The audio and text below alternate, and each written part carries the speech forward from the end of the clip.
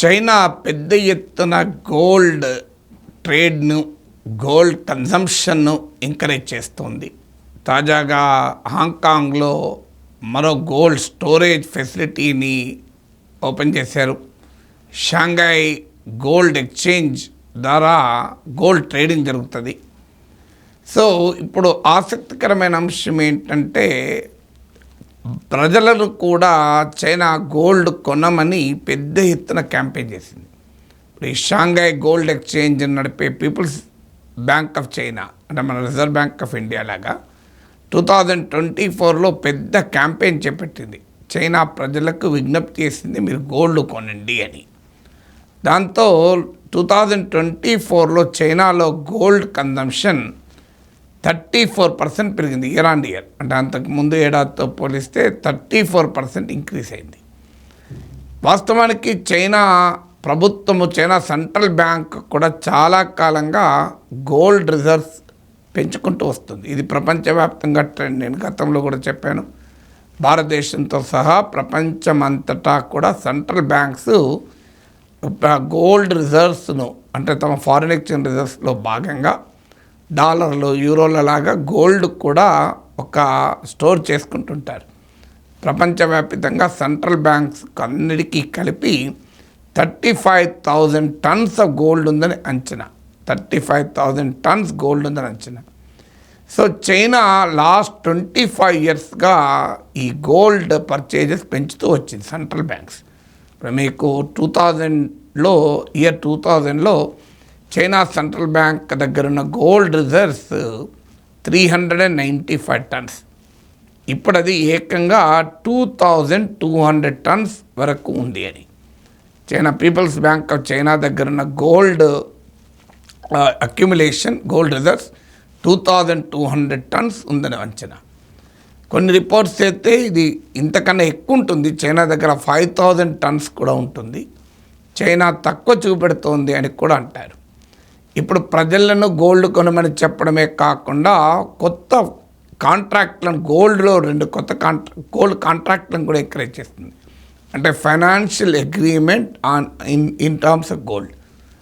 ఇందులో దీనికి మరి రీజన్ ఏంటి అంటే, సెంట్రల్ బ్యాంక్ గోల్డ్ కొనడం పెరిగింది, ప్రజల్ని కొనమని చెప్తోంది, గోల్డ్ ట్రేడింగ్కు పెద్ద ఎత్తున ఎంకరేజ్ చేస్తోంది.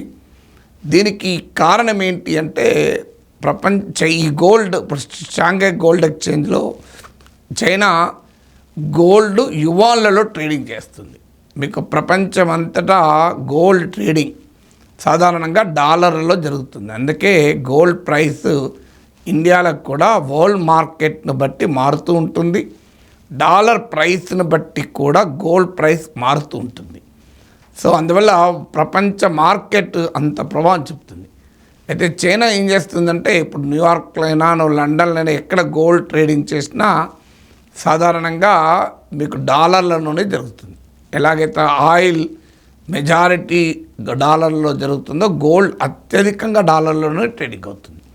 కానీ చైనా ఈ షాంఘై గోల్డ్ ఎక్స్చేంజ్ ద్వారా గోల్డ్ను యువాన్లలో ట్రేడింగ్ చేస్తుంది.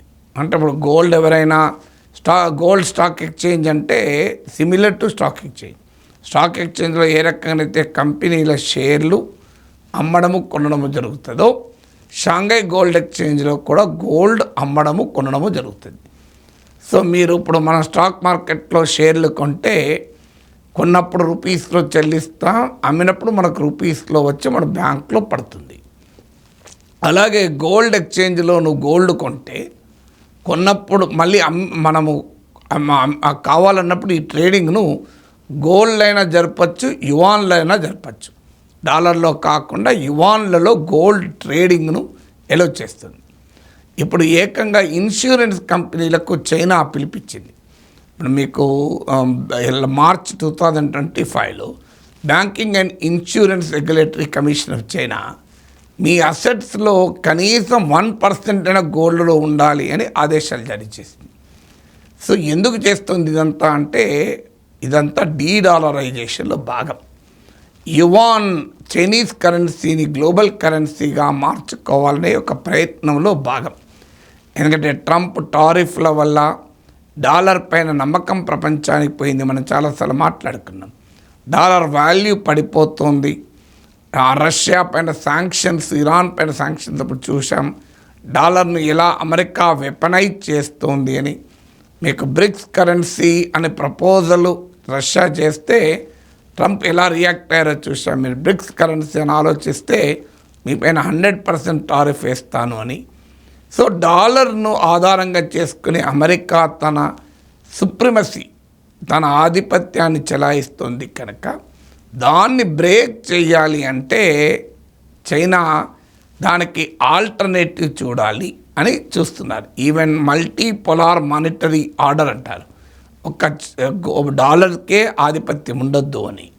అందుకే మీకు సౌదీ అరేబియాతో ఆయిల్ ట్రేడ్ కూడా మీకు యువాన్లలో జరుపుతామంటూ చైనా ప్రతిపాదించింది.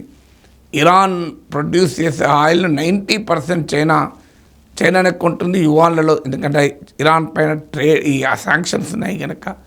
సో ఇప్పుడు డాలర్ను పోటీగా యువాన్ ముందుకొచ్చే అవకాశం లేదు. నేను ఈ మధ్య కూడా ఒక వీడియో పెట్టాను, మీకు డాలర్కు పోటీగా చైనీస్ కరెన్సీ వస్తుందా అని. అంటే చైనా ట్రాన్స్పరెంట్గా లేకపోవడం, ఓపెన్గా లేకపోవడం, చైనా మీద ప్రపంచానికి కాన్ఫిడెన్స్ లేకపోవడం. మనము కోవిడ్ టైంలో చూసాం, చైనాలో డిస్టర్బెన్స్ ప్రపంచ ఎకానమీని తలకిందులు చేసింది. అందువల్ల చైనా కరెన్సీ సమీప భవిష్యత్తులో గ్లోబల్ కరెన్సీగా డాలర్ను రిప్లేస్ చేసే అవకాశమే లేదు. ఈవెన్ యూరో చేయలేకపోతుంది. ఇలాంటి పరిస్థితుల్లో గోల్డ్ డాలర్కు పోటీగా ముందుకు వస్తుంది అని చర్చ జరుగుతుంది. అందుకొరకు చైనా ముందు జాగ్రత్తగా లాంగ్ టర్మ్ ఫైనాన్షియల్ స్ట్రాటజీలో భాగంగా గోల్డ్ను పెద్ద ఎత్తున అక్యూములేట్ చేస్తుంది. ఎలాగైతే ఫ్యూచర్ టెక్నాలజీకి రేర్ ఎర్త్ మెటల్స్ ముఖ్యమని గమనించి ప్రపంచంలో ఎక్కడ రేర్ ఎర్త్ మెటల్స్ ఉన్నా చైనా ఇన్వెస్ట్ చేస్తుంది, అది ఆఫ్ఘనిస్తాన్ నుంచి ఆఫ్రికా వరకు. అలాగే ఇప్పుడు చైనా ప్రపంచాన్ని ఆర్టిఫిషియల్ ఇంటెలిజెన్స్ శాసిస్తుంది అని గుర్తించి ఏఐలో పెద్ద ఎత్తున ఇన్వెస్ట్ చేస్తోంది. అలాగే ఇప్పుడు ప్రపంచ ఫైనాన్షియల్ మార్కెట్ను, ప్రపంచ మానిటరీ సిస్టమ్ను గోల్డ్ డాలర్కు పోటీగా నిలబడుతుంది అనే అంచనాతో గోల్డ్ ట్రేడింగ్ను చైనా పెద్ద ఎత్తున ఎంకరేజ్ చేస్తుంది.